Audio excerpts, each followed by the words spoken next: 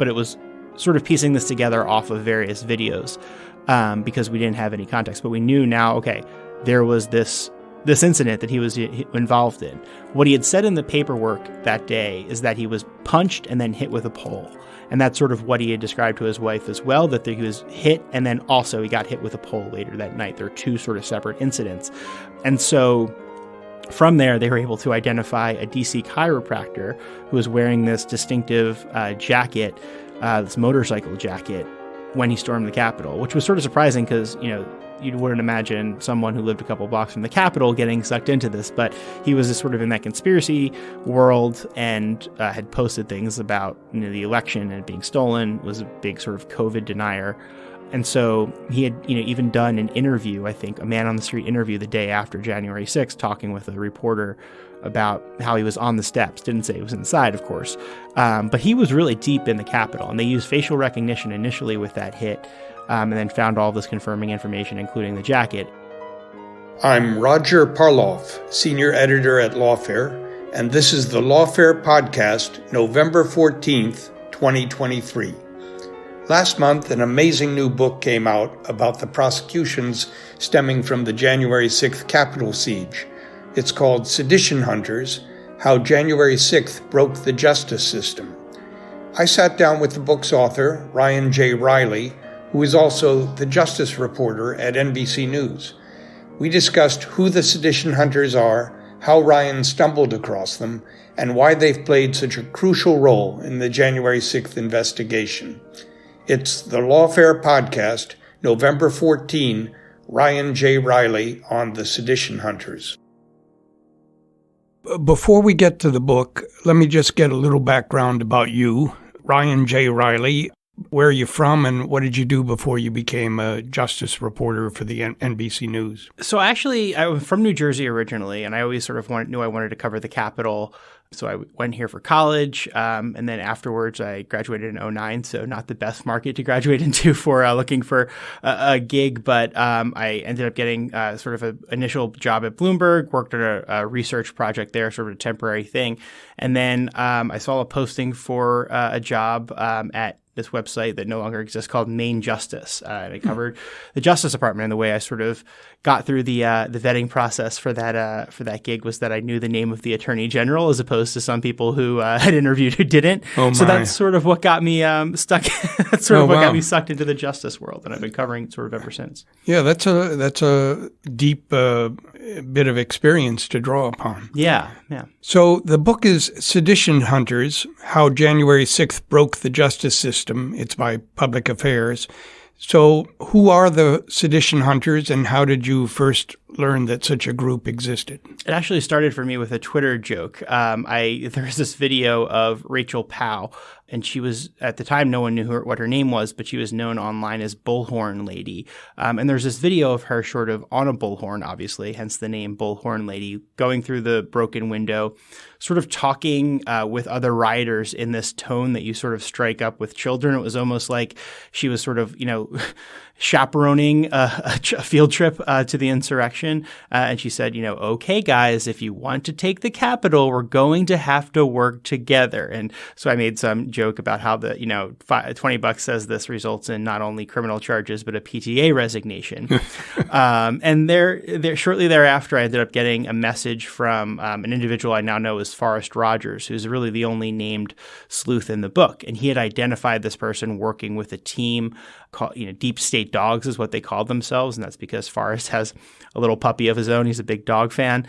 So they had identified them. We're trying to this individual, and we're trying to figure out what to do with that information. So that's sort of what got me initially in the door, and then sort of stories sort of fell out from there. And the first big story that we worked on together, after Ronan Farrow kind of scooped me with the Rachel Powell story, involved Danny Rodriguez, who was the individual who drove the stun gun into Mike Fanone's neck, the D.C. Metropolitan Police officer, on January 6th. And he was known as Taser Prick And after our initial story in February of 2021, the FBI busted in the sliding glass door in his backyard a month later. So you did a story about him before he was arrested? Correct, yeah. And did you name him? We did. How did your NBC lawyers react to that? I was at HuffPost at the time. Yeah, and I think that in those initial days, I think there was a lot more of a reason to be naming people who weren't arrested yet. And I have a different position on that now, in that now, in fact, just this week, there's someone, in fact, today when we're recording this, there's someone in New Jersey who the FBI went to go arrest, and he's now on the run and can't be found.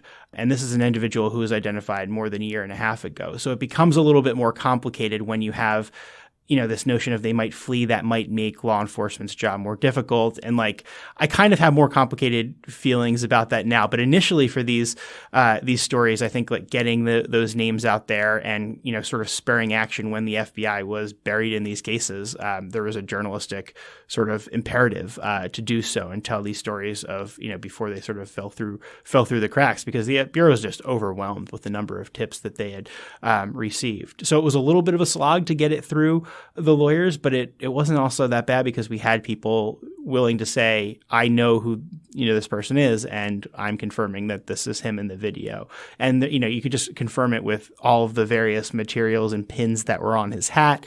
This it wasn't a huge secret that this guy was a huge Trump fan, had this unique look, these unique hats, and then there he was on video committing the crime. Yeah. And I should say that, I've in the course of my own reporting, I've met a few reporters that are really steeped in these cases, but you are one of the very few that is steeped in the cases that haven't been charged yet. That's a different thing. Yeah. And that's a unique thing. Now, was there somebody that was sort of first among equals among the Sedition Hunters? I think that from the get-go, they sort of self-policed a little bit themselves. There's certainly still a divergence of opinions. There's people who don't get along within the community, but early on, they sort of all did agree upon the rules in terms of not naming people on social media and vetting these cases either by sending them into the FBI or by working with journalists. And that was something they sort of all got around because we saw how this played out really poorly, this sort of online research, this online, this online investigating in the Boston Marathon bombing when people were falsely accused of being associated with that horrific crime. So that was something that I think everyone was sort of on the same page on immediately. Now it's really important. I mean, it's sort of remarkable that this group was so responsible, so self-policing, like you say. Yeah, it really isn't, because that's how things can just go really haywire, and that's also what I think has built up this trust with the Bureau, where the nice thing is, because this is all open source information that the sleuths are turning in, is that the FBI can vet this themselves. And, the easiest way for them to do that often to confirm that, hey, this person actually did go inside the Capitol is to just check their geofence warrant for all the phone numbers of people who went into the Capitol that day. Easy way, or just, check their credit card statements. There are a number of ways to confirm this, but they can also just vet the open source information on their own and look at it and say, yes, I can see how you followed this thread. I can see where this checks out. One of the guys that seems to be among the most important is a guy you call Alex in the book. Can you talk a little about him and his app? Yeah. So, there are a number of these sort of tools that were built in the aftermath, including some of them that were publicly available online for people to search through materials. But, Alex, I think, really did play a critical role here in helping everyone organize behind the scenes. And I think the easiest way that I've sort of talked about this to describe what you can do is to think of, go to your iPhone. And if you go to any photo on your iPhone and you swipe up, and if it's of your kids or it's of your family members, everyone will have their own little bubble. Everyone will have their own little face. And then you click on that and it'll show you every photo of that individual in your gallery. And that's essentially one of the things that I think the sleuths have been able to do really well, is get all of this material together in one database and then search it relatively easily using internal facial recognition. So there's the internal facial recognition that just brings up these images very quickly. And then there's the external component of it, which is that they're using sites like PimEyes to identify people in the real world who were there at the Capitol on January 6th. But I don't know what that PimEyes is. Yeah, so PimEyes is this – it's this tool that basically you can put your photo into it and then it'll find any photos of you online. So for me personally, it's creepy. How do you spell that? PimEyes, P-I-M-E-Y-E-S. I see. Yeah. And there's other websites that do something similar, but this is only about $1 a day, like $30 a month. I think you get 25 searches a day.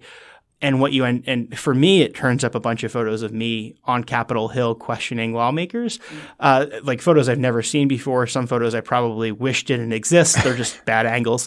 And, there are images of me. Even if half of my face is covered, it'll pick me up. Even if I'm wearing a face mask during the COVID-19 pandemic, it still got me. God. Sunglasses, it's got me in before when I've been outside. So it really does do a really tremendous job. But the sleuths don't rely on that alone. They always have that sort of confirming other information. So they'll find an item of clothing. So, there's the one case I talk about with Logan Barnhart, who was found with the app. And he was a former bodybuilder who was working in construction in Michigan when he stormed the Capitol, or tried to storm the Capitol and dragged a police down the stairs.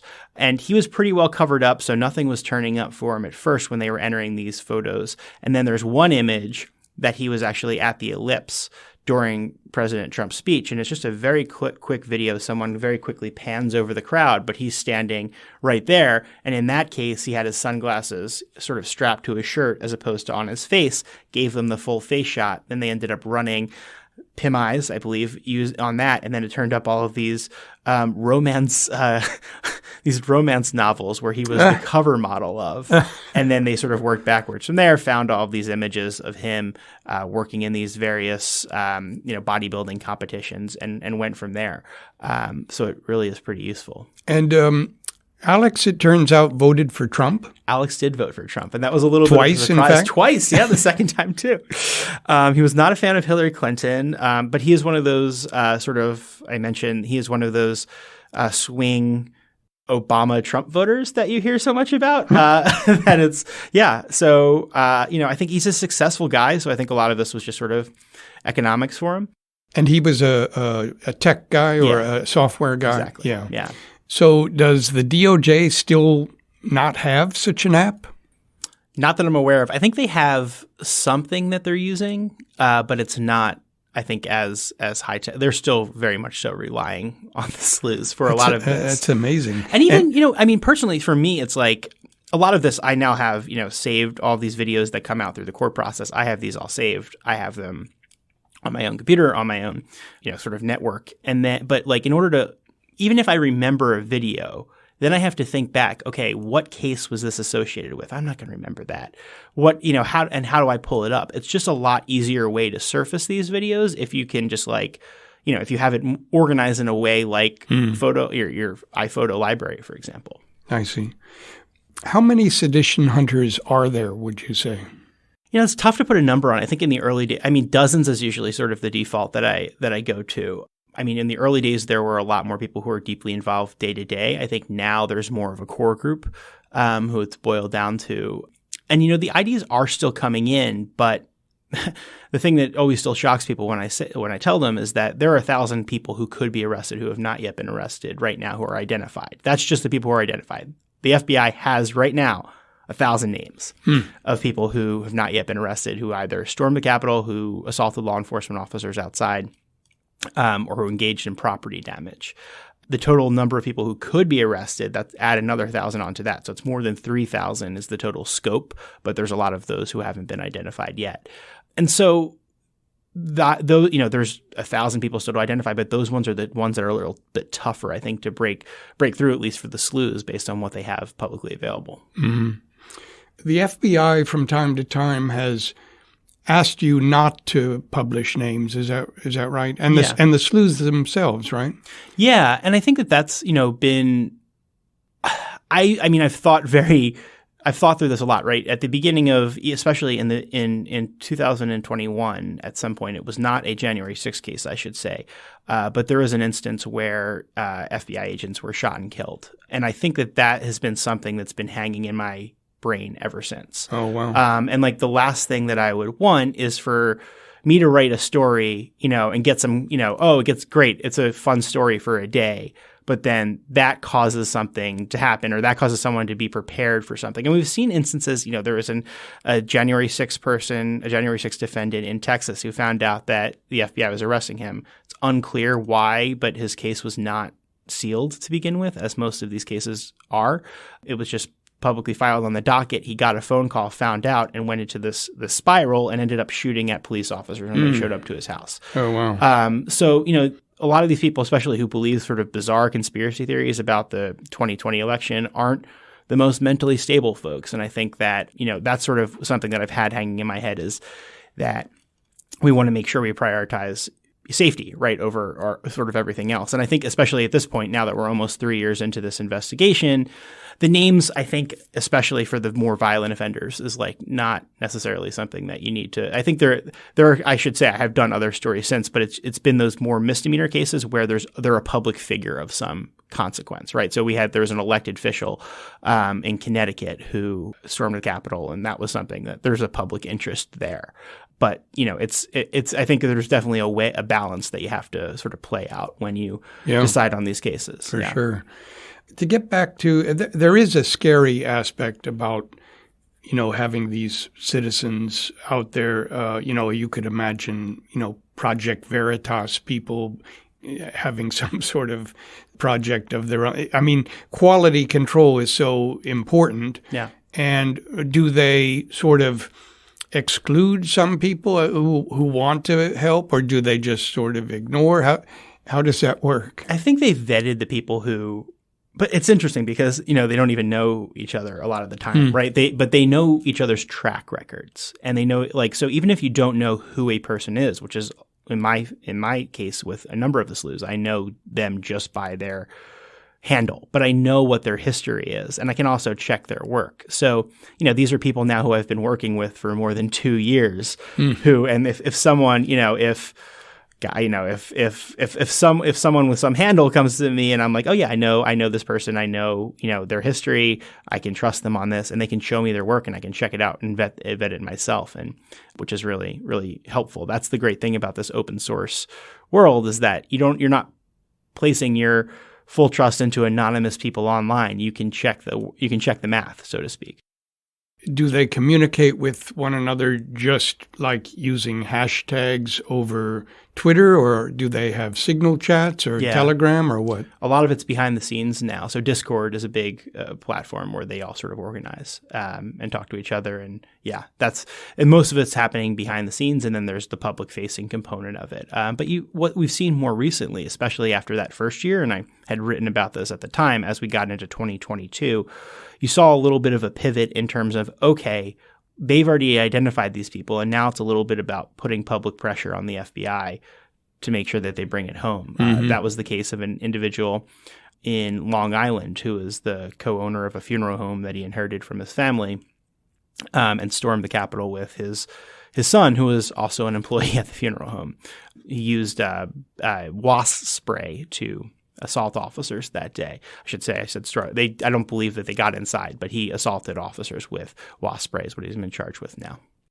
There was a guy named Chris, or maybe it's a woman named Chris. You're ambiguous about that, but that person eventually, they're a sedition hunter, and eventually they really develop a relationship with the FBI, and they get some compensation.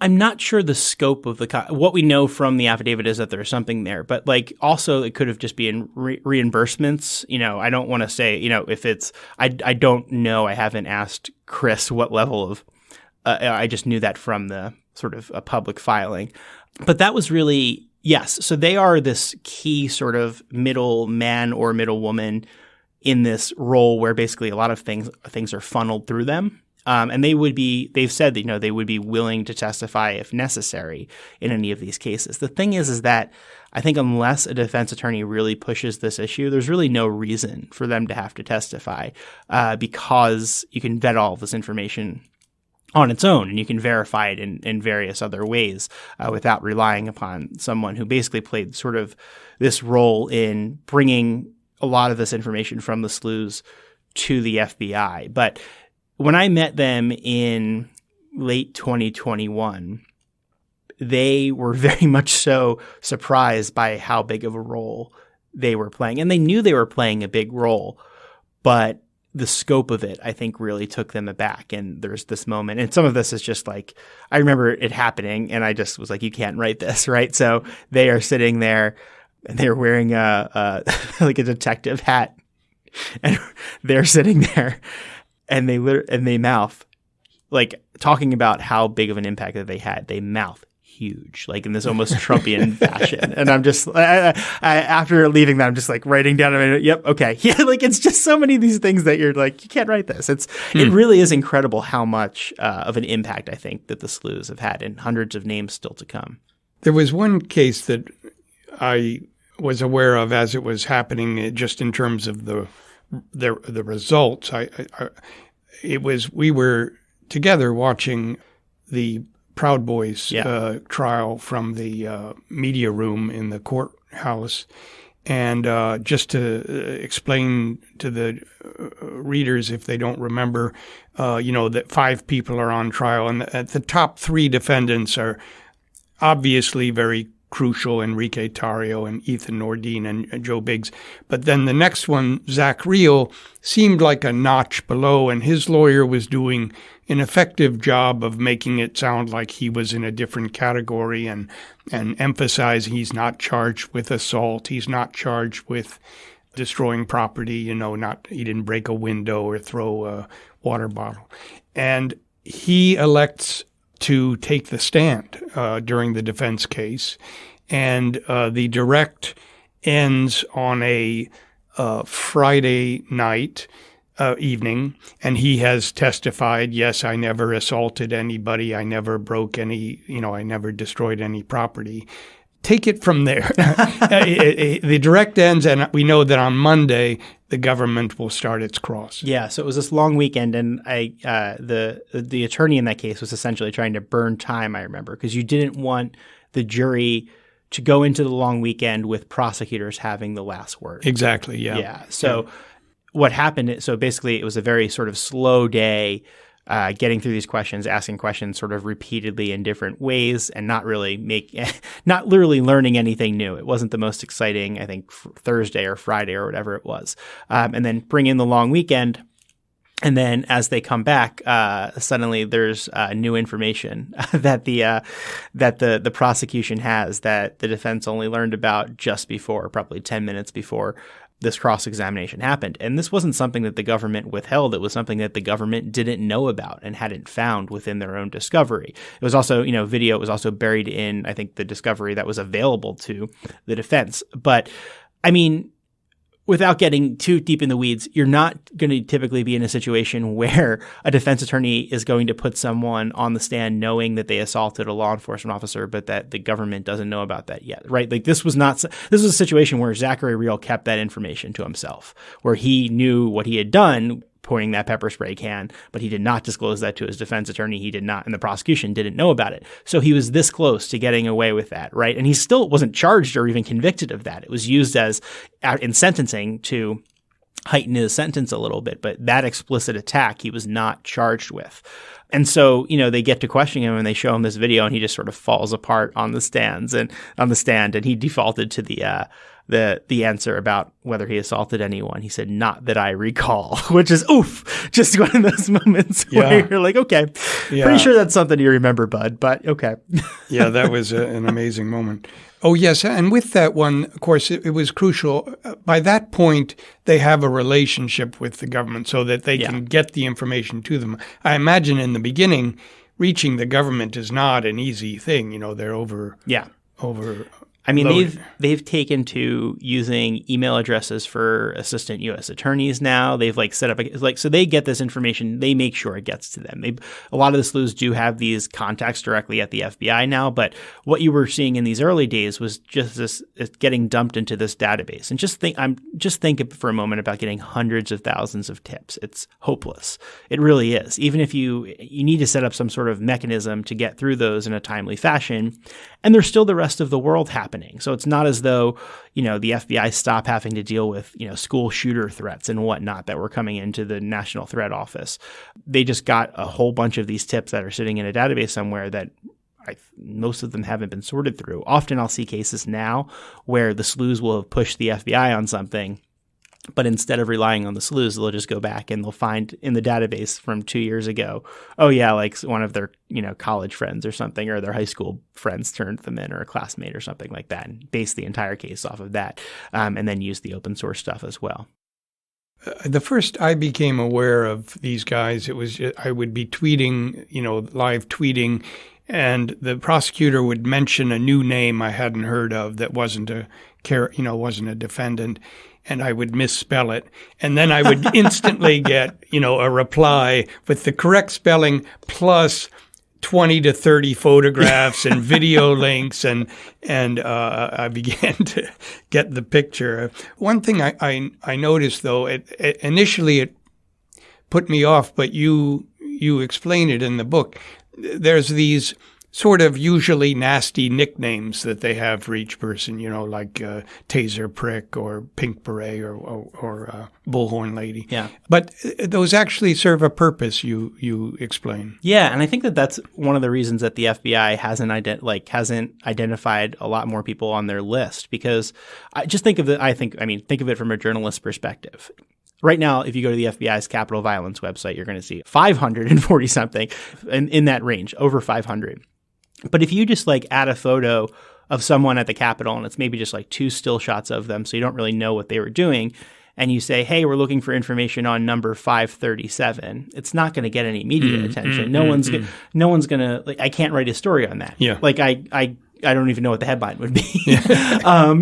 There's just not a lot of information to go off of. But, if you give this a nickname, it helps you remember it. It also helps it stand out. And, it's just something that it's a lot easier to remember that than, number 259 or whatever their AFO or assault on a federal officer number is that the FBI gives them. And I really can't imagine anything for the non-nickname policy other than sort of politics, because they do that with bank robbers all the time. They give them these goofy nicknames and they get all of this local media coverage and people get identified off of that. But how do you think Jim Jordan would feel about the them giving nicknames to people in a MAGA hat, right? Right. It just gets real dicey real quick. Right.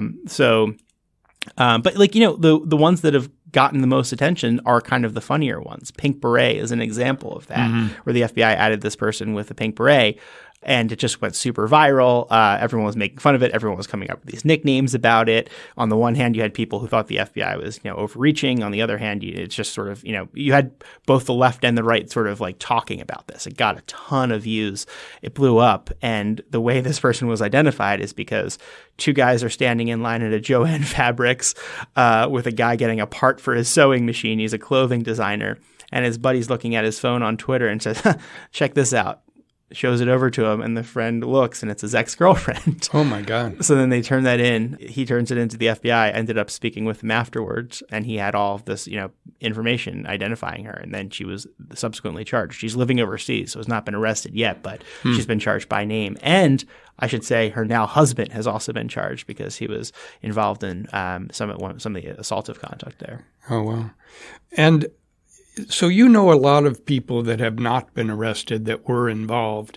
Do you understand in most cases why they haven't been arrested yet? No. No, I think there's a variety of different reasons, and none of them are usually satisfying.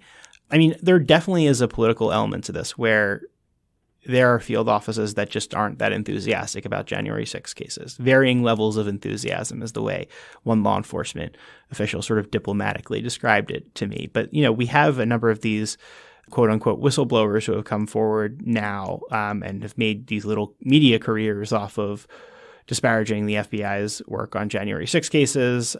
People have quit over these cases. So I think and if you just look at the people, the feeders into the FBI, it makes sense. I mean, if you were to go back to the year 2015 and say the FBI is this liberal haven, people would look at you crazy, right? We've gotten this sort of now expectation because of the sort of these relentless attacks, I think, from Donald Trump, as well as some mistakes that the Bureau have made and some information that's come out, in these Inspector General reports and whatnot of the FBI.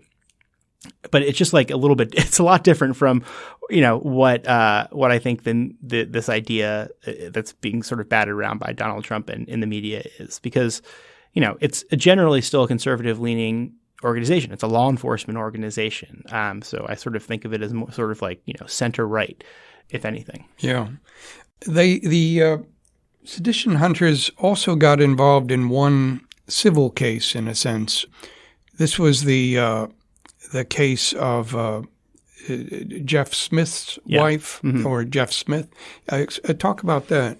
Yeah, so that was really sort of wild. The way that this started was that I written a story about the Sedition Hunters, and one of the readers happened to be married and law partners with a lawyer who was representing the widow of Jeffrey Smith, who died by suicide 9 days after the January 6th attack. And she was really struggling, and the family was struggling to get information on what exactly happened to Officer Smith that day, because they were sort of being stonewalled by the Metropolitan Police Department. And so they asked sort of the sleuths to get to work to find him in the footage of that day. And it took a while, but they eventually found, using the number that he was wearing and using a photo that was provided, they eventually found him and said, okay, here's where he was. And from there, we're able to get various angles on that initial sort of squabble that he got into with these riders as they were trying to push these riders. I should give a little more context. After Ashley Babbitt was shot and killed, they were trying to push all of these riders out of the Capitol. Jeffrey Smith was in that fray, and there are two individuals who were close to him. One of them was holding a weaponized cane, and there's this moment where he sort of goes down in the crowd. And so a weaponized cane, meaning so it's a cane, but it has like an edge to it. It's meant to be used as a weapon. So there was these two individuals. It was sort of piecing this together off of various videos because we didn't have any context, but we knew now. Okay, there was this incident that he was involved in. What he had said in the paperwork that day is that he was punched and then hit with a pole. And that's sort of what he had described to his wife as well, that he was hit and then also he got hit with a pole later that night. There are two sort of separate incidents. And so from there, they were able to identify a DC chiropractor who was wearing this distinctive jacket, this motorcycle jacket, when he stormed the Capitol, which was sort of surprising because, you wouldn't imagine someone who lived a couple blocks from the Capitol getting sucked into this, but he was sort of in that conspiracy world and had posted things about the election and being stolen, was a big sort of COVID denier. And so he had even done an interview, I think, a man on the street interview the day after January 6th, talking with a reporter about how he was on the steps. Didn't say he was inside, of course. But he was really deep in the Capitol, and they used facial recognition initially with that hit. And then found all this confirming information, including the jacket. And then there's another individual who's actually the webmaster of a county GOP over in Washington State. And for some reason, it took a very long time for that arrest to come about. And the way it actually came about was because this individual, Taylor Toronto, had heard about videos from being offered the opportunity to view January 6 videos that former House Speaker Kevin McCarthy had sort of opened that process up. So he came to D.C., he came twice, in fact, and then he came back again and was hanging out with other January 6 supporters by the D.C. jail, who were even like some of those supporters even were pretty creeped out by this guy. He was just a little bit off. And then Donald Trump posted a Truth Social message that included Barack Obama's home address, at which point the next day after he posted that, Taylor Toronto shows up. And apparently they had been sort of monitoring him and were trying to get him arrested, but then there was a bolo out for him. And like he was arrested, he was like running into the woods, looking for tunnels to get into Obama's. He had guns in his van. In his van, right, and was like live streaming himself the whole time. So that was an arrest that could have been made though, like almost a full 2 years earlier, and it was unclear And the craziest part of it was when his co-defendant in the civil suit that was filed before any of these criminal charges came about was actually sentenced. I'm sitting in the back row, and all of a sudden the door swings open and Taylor Toronto walks in. And it was just another one of those sort of things where you just like, you can't write this. And, and this was before he went to Obama's house, but he was there and he was doing something on his phone. So the marshals eventually sort of like pulled him out, and he identified himself by name, right? So there was just like no mystery here. But, the marshals don't know who this guy was, didn't realize, what had happened there. And there was no warrant out for his arrest at that point. Wow. So despite the impression I've given listeners so far, the book actually goes about 200 pages before you get to the Sedition Hunters. And so it actually has a very ambitious scope, the book. I wondered, what was your working title? Did you know all along it was going to be the Sedition Hunters? Yeah, we discussed other titles afterwards, but my working title had always been Sedition Hunters. I think what sort of changed during the writing process was, frankly, I thought that the January 6th committee, as much as good work as they did sort of focusing, I think, in getting the nation to understand what Donald Trump had done and that sort of thing, there was a lot of work that was left on the table in terms of the law enforcement failures. And from what we understand from talking to committee staffers and whatnot, it's because they were worried that would distract from the underlining core message. And Liz Cheney especially and the Democrats were very much so about focusing on Trump. And I think that was a missed opportunity in terms of examining what took place in the lead up to January 6th. And so there was a lot of this raw material that I just felt like wasn't fully explored. And even just going through it myself, when I was doing the reporting on this, I just learned a ton of stuff that I didn't know because I went through, thousands of pages of FBI documents that have been turned over via FOIA, a lot of the interviews, the raw materials from the January 6th committee that were turned over. Thankfully, that was all made public, although not as closely examined. So it really, I thought, was important to sort of lay out why domestic terrorism is such a trickier issue for the Justice Department and for the FBI, what the sort of political reality was in the lead up to the attack, basically explaining how could we get in this situation. Because especially when you see all of these conspiracy theories now floating out there in the world, like I think the constant thing that I come back to is you're just wildly overestimating the powers or the abilities of federal bureaucracy sometimes. And I think that sometimes just like pulling people back to just like the daily, sort of just work that goes into this and just the bureaucracy that sort of weighs a lot of this down can like get us back to a more reality-centered place. Hopefully, if you realize that, like, no, there's not some grand conspiracy with, like, this one guy, Ray Epps, who, like, started all of this. It's just, like, it's explained by the bureaucracy. Why bureaucracy is usually the answer. And it's not to say, like, this is the Lawfare podcast, I should say. It's not to say there are not great people working in government, but the bureaucracy is a real issue here and a real thing that is holding back a lot of the government's work here. You mentioned a 2009 Department of Homeland Security study, and it sort of, for me, encapsulated some of the problems that were encountered. Yeah. Explain that. Yeah. So this was like early Obama era came out, and like it got in this memo from DHS that got vetted at a bunch of levels, and it basically just laid out like, here's the reality. First black president. There's a lot of people who are angry about that. Military veterans might sort of be a threat, something, that extremists could recruit from military veterans, and like it's sort of stuff. Right-wing extremists. Yeah. Like this could be a real issue, and it's a threat. And like now it's like, duh, like it's been completely proven correct by just look at the statistics of the people who stormed the Capitol, and like military veterans are way out, not, overrepresented in that group. You have a lot of people who really hooked on to this sort of, patriotism narrative and 1776 and taking back the country that just comes up in all of the, again and again and again and again. And so it was amazing how quickly the Obama administration caved on that, even though it was sort of it shouldn't have been controversial. It was just sort of laying out the facts. And it's been proven right by history, but they caved very quickly because you saw a lot of these attacks from the right wing. And I think that, there's this real hesitancy to speak plainly about the threat. And there's this real hesitancy to sort of create these false equivalencies. And the moment that really crystallized that for me was when the head of the Washington field office for the FBI, the head of the intelligence division for the Washington field office for the FBI, was being asked about the threats in the lead up to January 6th.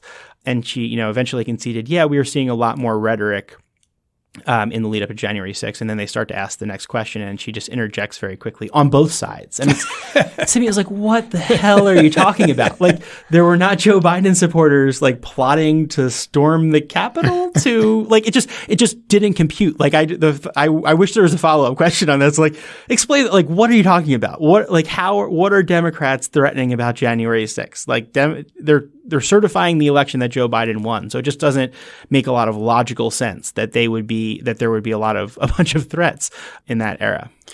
You had a quotation from one guy, I forget his position, but he said, so there wasn't a lot of credible specific threats, but there was a vast amount of non-credible unspecific threats.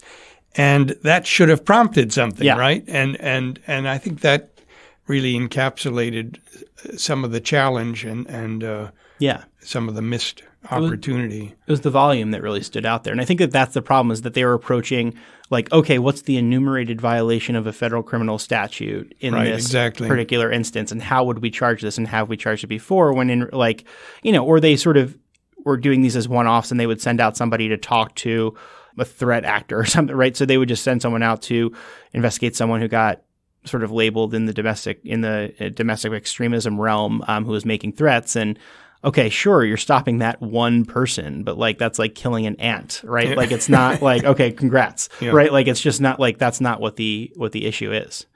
The issue was the volume, and then also the fact that this was all emanating ultimately from the White House, who was telling them, the people, like, and they just couldn't be honest about that in terms of like saying like, okay, the president's filling a bunch of people's heads with lies. Like, cut out the crap, cut out the the in between. It's like a lot of people believe in insane conspiracy theory, and some of them might do something about that. Yeah. It's a national security threat being caused by the president. Right. And that's sort of who wants to write that memo? Nobody. And then the subtitle of the book is How January 6th Broke the Justice System. And what do you mean by that? I think the volume has really I should say, of course, the justice system thus far, I think, has done a good job of we've gotten these huge seditious conspiracy cases off the books. That's obviously a huge win. But I think just like they will, like, the volume is going to defeat them here. We're not going to get to a situation where they're going to charge all of these people. It's a question of whether or not they will get all of the violent actors. And even then, you've sort of seen, it's been undermined. We've had these people from within the FBI now make themselves sort of these mini media moguls by complaining about January 6 cases. And, I think that it's a tough situation for any system to handle, just the volume of these cases that are going through. And it's just not always in individual cases, I think that has been very successful, but it's not sort of this cure-all for the political ills of the country. It's not as though like the justice system is always going to work in terms of like holding the line. There are broader issues here that, I think that have come up that a court system and the justice system are not really equipped to fix ultimately. You have some incredible anecdotes in the book that sort of they just illustrate something that goes beyond the specifics. And one of them is this moment where the QAnon shaman, it's after 4:17 p.m., after Trump sends out the video saying, go, you need to go home. You're beautiful, we love you, but you need to go home.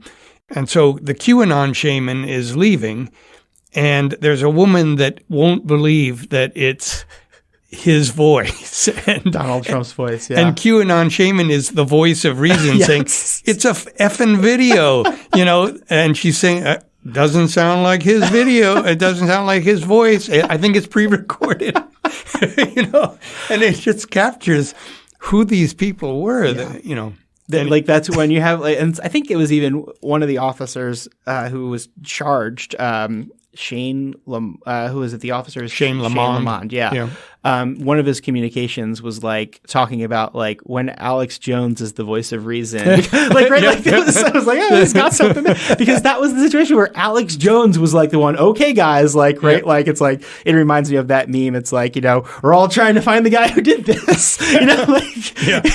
It's like, that's right. You see the consequences of like years of action, build up to this moment where just there's no trust in institutions. There's no trust in the media, and people are willing to believe these sort of bizarre conspiracy theories that have sprung up online.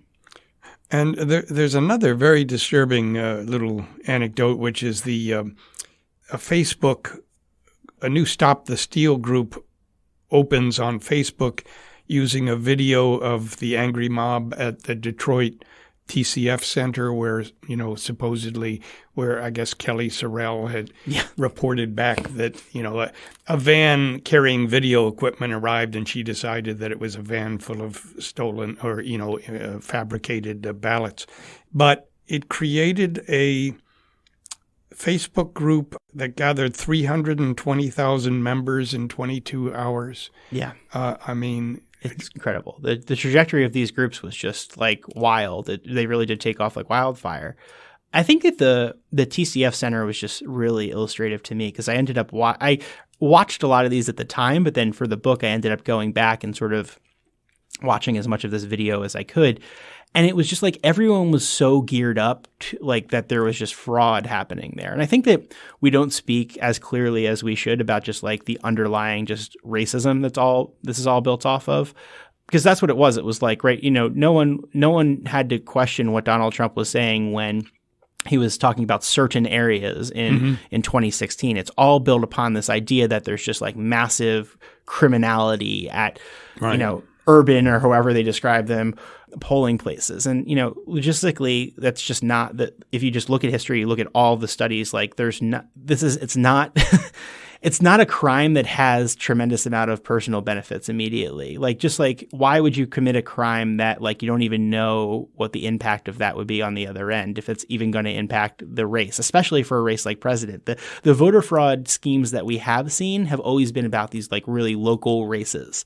It just doesn't make a lot of sense that you're able to like steal an election like on that scale because the numbers just don't get you there and you're not even sure what state's going to matter. So anyway, this underlying assumption of criminality has really been, I think, an issue. And you really saw that playing out in Detroit because there were a bunch of people who just went in there and were like looking over people's backs and just like looking for criminality everywhere. And in reality, they were just like, suburbanites who had never been to the city before or like were never right. And like were hanging out with people they were uncomfortable around and just got very, sort of ginned up on a lot of that. And some of the complaints, the way that they were worded, it was like, a man wearing a Black Lives Matter shirt of intimidating size and just like almost sort of, it was like parody. Like one woman pointed out, like she literally didn't write that she was a pregnant woman. She wrote that she was a pregnant white woman, like as though that was like some factor. And it's like, what are you? It was just very strange that like how this all played out. And I think you saw that anger sort of breaking through where it was like they thought that they were going to win. They thought that anyone voting in these cities was like was a cheater or a liar or something. So it just fed this really nasty and racist dynamic. I think there were two strains. There was Giuliani's was the racist strain. It was Philadelphia, Detroit, Fulton County, Milwaukee.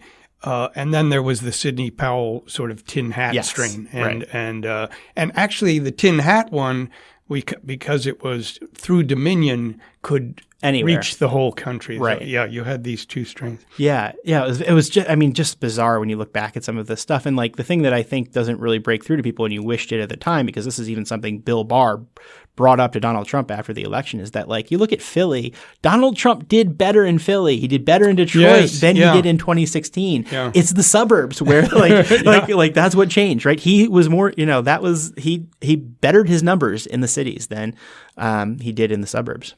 Well, I'll give you one last chance here.